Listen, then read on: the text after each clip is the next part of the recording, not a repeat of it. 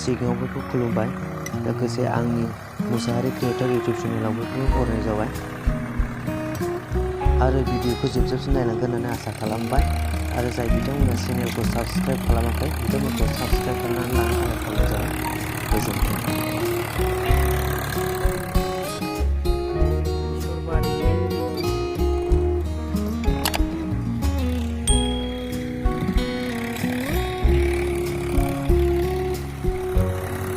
दानिया भिडिअखौ जागायजेननोसै।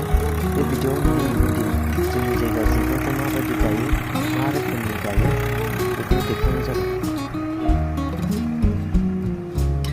सिगाङाव जुखाम गायनो हालेवग्रोनाय जाबाय।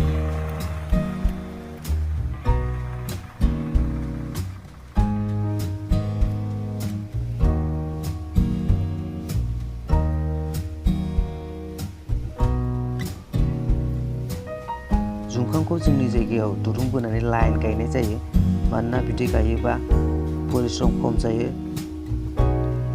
हाग्राखौ दांनायनि दरखार जानानै फैया। साखा गोनां मोनसे जन्त्र, बेखौ जोंनि एरियायाव हुल होनना बुङो, बेजों नारनानै होबानो हालेवनाय बायदि जायो फिसा फिसानो।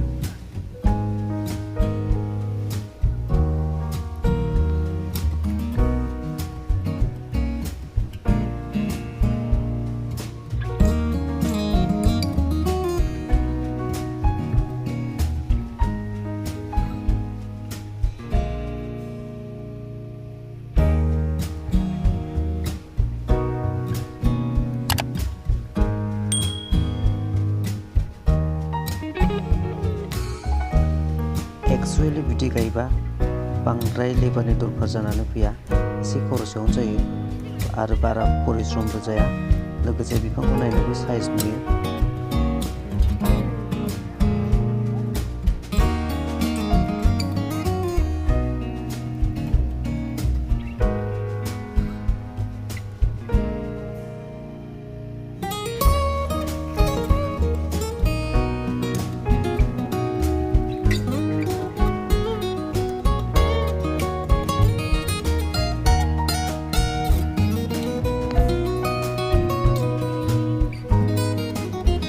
लोगोफोर, भिडिअखौ नायखांनायनि उनाव नोंसिनि जायगायाव जुखामखौ माबायदि आरो मा रोखोमै गायनाय जायो बेखौ कमेन्ट खालामनो दाबाव।